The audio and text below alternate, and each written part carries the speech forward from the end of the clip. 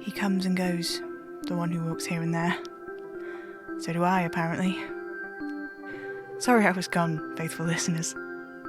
Welcome back to Spirit Box Radio.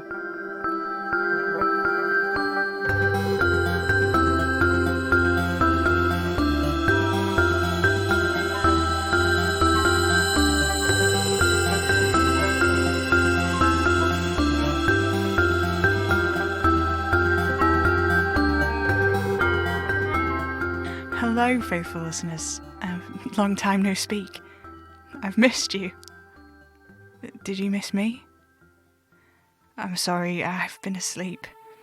Whatever happened with Kitty, it took a lot from me. I knew it would. I don't know how long it'll be before I feel myself again. But it was worth it. For Kitty. She's okay now. She'll be fine. And me, I don't know. These past few weeks, all I've done is dream. I didn't realise I was dreaming at first. I thought something had gone horribly wrong, that somehow it was the empty town. All the lights were on in the houses, but nobody was there, and Oliver, is that you? Sam, you're awake? Mm-hmm. Just about. You're broadcasting. It's switching hour. Oh, of course. I forgot where we were in the week. I brought tea and towels, and I put out more food for the cats. There's so many of them now. They just keep coming. You don't need to do this, you know, if you're not ready. As stupid as it sounds, Oliver, I feel like I need to. Before, Spirit Box Radio's kept me going. The faithful listeners kept me going. They hear me, Oliver. I know this sounds stupid, but so many things about Arcanism seem to be about belief and intent. How the Algis was made, all those things. We can't figure out what Madame Marie was trying to do with Spirit Box Radio, but maybe that's because, well, it wasn't meant for her. Maybe it was part of her deal somehow. She attended it relentlessly, just as relentlessly kept me away from it. What if it was for me, all along, and everything before it was... I don't know. It probably doesn't work like that, does it? Not for ordinary Arcanists, no. But as we don't know what you can do... It's fine, love. You can say it. We don't know what I am. Magpie, I only meant that I understand the need to things that you don't necessarily understand. Hunger of a different kind. All kinds of hunger. You are incorrigible. Yes. And you love it. I love you. Come sit with me, I'm cold. Ah, how could I refuse an offer so tempting? I don't know. I can barely hear what you're saying because you're still way, way over there. All right. I'll sit with you. How's this? Divine. You look like you're about to fall asleep. I'm wrapped with interest. Tell me something. What? I don't know. Something I don't know. Something the faithful listeners don't know. Like what? What? The scar on your face. Were you burned? How do you know that? I don't know. It happened the other day too, when I touched your arm. Just for a second I felt... They're all deaths, aren't they? Your scars. Killing blows. You can feel them all. The other major arcana, they don't have scars like these. No. You keep them. When your body renews, you keep them. By choice. To remember. Why do you keep trying to punish yourself, Oliver? What could you have done that could be this bad? You know nothing about it. You can talk to me. Sam. The burn on your face, it was the first, wasn't it? Acid? Sulphuric acid. though back then they called it oil of vitriol. Oh, love. Don't pity me, Sam. When they came for Jack and I should have responded more quickly. Or, I don't know. When I called him to me, I should have been less selfish, less vengeful. I should have asked for him to save Jack, not me. Is that what you asked? To be saved? No, not exactly. Please, Sam, don't press this. Who was Jack? You're not jealous of a man who's been dead for 500 years, are you? I was jealous when you said you were quite the pet to the Duke d'Orleans. Well, that was a very different sort of situation. Philippe had dozens of other conquests. And you? I was young. Well, in a way, I was young. I was bitter still, then. I took comfort wherever I found it. I looked for it in a lot of the silk sheets of many dukes and duchesses, mostly because they had the best food. You are highly motivated by sugar. I'm glad you've been paying attention. But Jack was different. Yes. Jack was different. You don't have to talk about him. The sad thing is I don't have a lot to say. I wasted so long being angry, looking for ways to avenge him, that I forgot to hold on to the pieces of what we had that I really wanted to. Eventually, the reasons I was angry melted away, and I was just angry and alone. That was when I realized I couldn't remember why I loved him, or even what loving him was like. Only that it was gone. All I can really remember is the end, on the floor of the bakery. I think it was his. I think I maybe lived there. I can say that I remember blood on the straw-strewn floor, a rat creeping in through under the door, lapping at it in the last moments where I could see, before everything turned muted and blurred and eventually into distant twinkling stars. I don't even remember the pain, though it must have been significant, which I know as I've become reacquainted with sulphuric acid since. Besides that, I remember almost nothing, except that I loved him, and he's gone.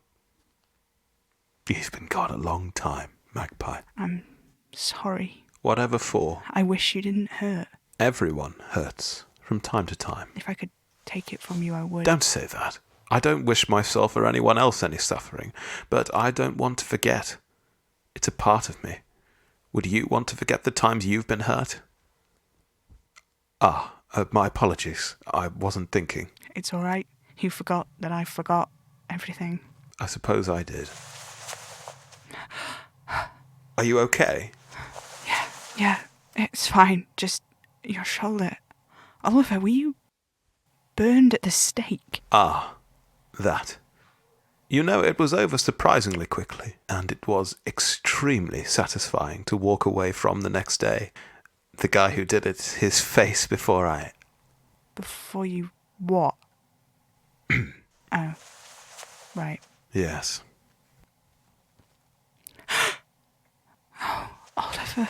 It's fine, Magpie. Don't think about it. It's not fine. It's not fine. You were so alone. Oh. I'm here. I'm breathing. No. Would you like me to put on a jacket? Why, if every time I touch you, Touch my face again. I can still feel it, but it's less. It's less. Good. It's going to be fine. It's all fine. Come here. No, wait. Let me. There. Come here. Thank you. It's all right. I've got you. I've got you.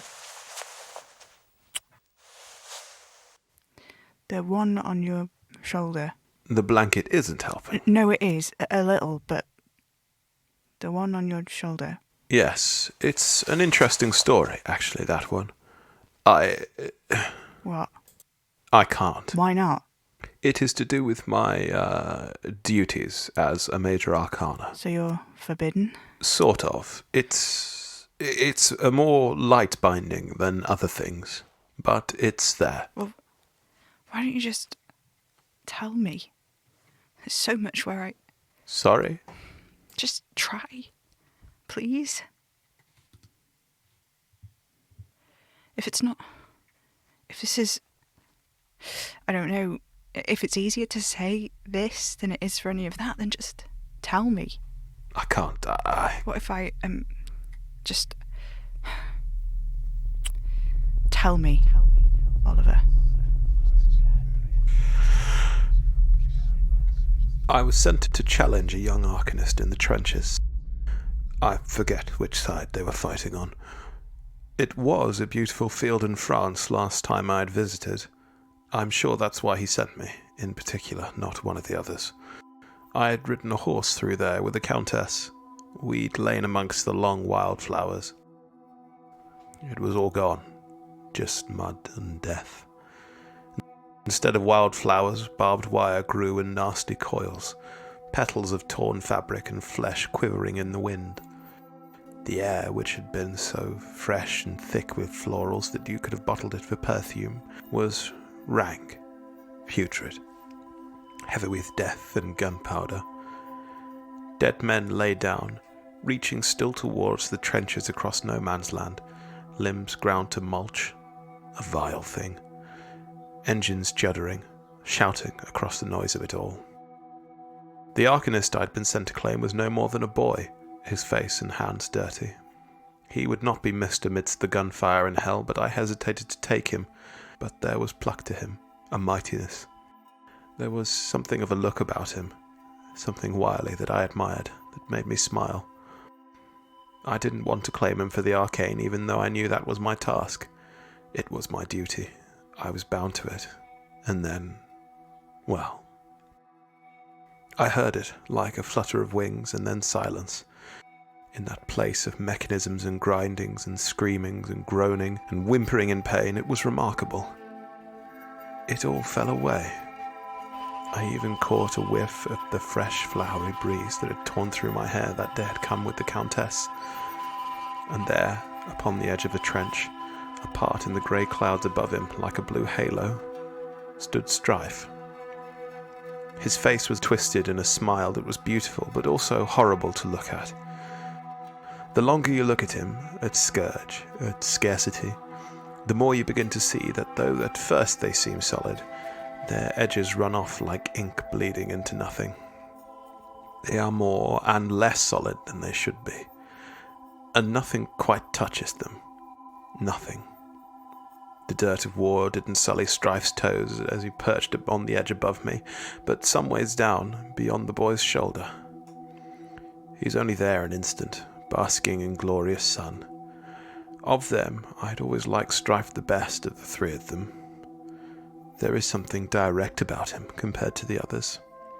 He looked at me with his shifting, nothing eyes, and then he was gone, and the sound was back, and the breeze was replaced by a stinking wind, and the boy I'd come to claim shot me in the back.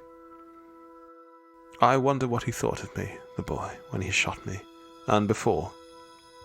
I don't recall what I was wearing, but I'd been called out of bed, that I know.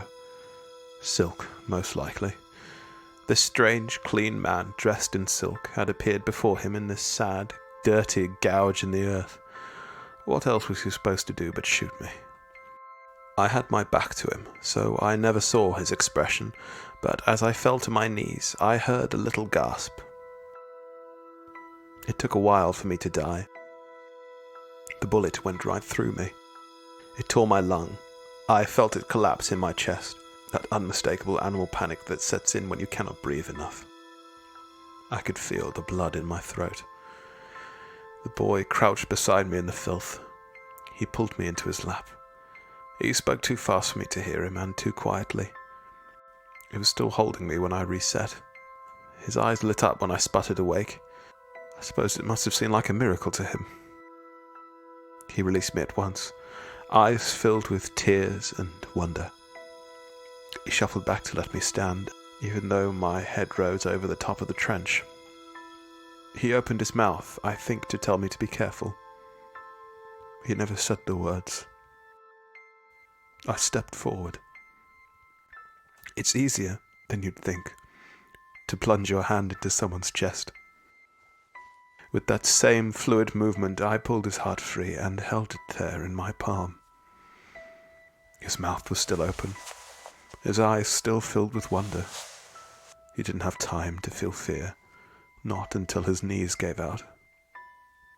Did you know that humans can live for 6 minutes after you rip their hearts right out of their chests?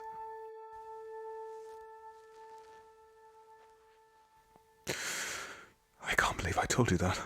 I shouldn't have been able to tell you that. It was taboo. Do you realize what this means, Sam? Magpie. Oh, you're asleep. Thank goodness. I'm so sorry. I am a monstrous thing, Samael. More monstrous still for loving you. But there is something in you. Terrifying as it is, it's there. It calls to me, and it makes me believe that I could be better. I could be more than this in time.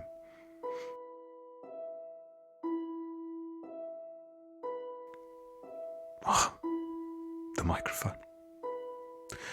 Good night, faithful listeners of my Samael. Good night.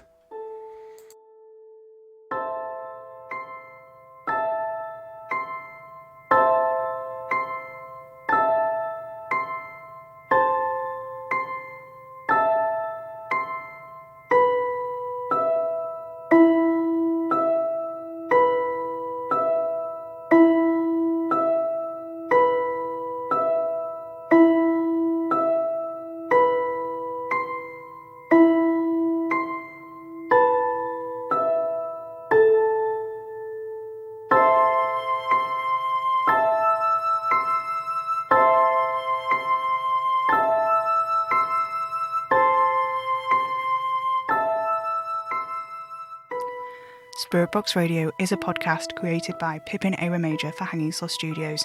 If you like the show, consider supporting us on Patreon at patreon.com/Hanging Sloth Studios and review us wherever you listen to podcasts.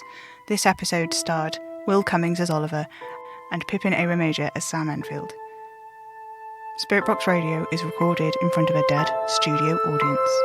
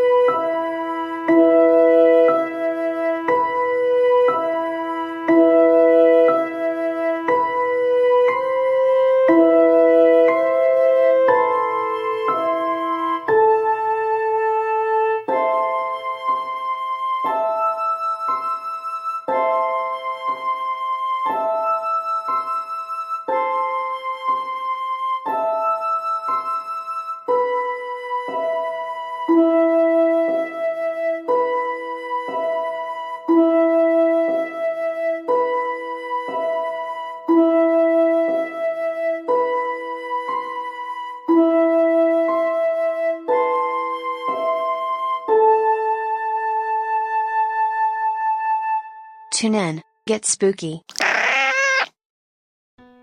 Hello there. Are your wandering ears by any chance looking for a podcast to settle on? Consider taking up a house on Little Street. The place is plagued with change and secrets, and house sales are frequent. Very few of them are haunted. Promise. You can enjoy any number of the homes on Little Street for the torture's cost of free by following Neighbourly wherever you get your podcasts. That's Neighbourly, spelled with a U, wherever you get podcasts. And don't worry too much about your neighbours. I'm sure they're all perfectly normal.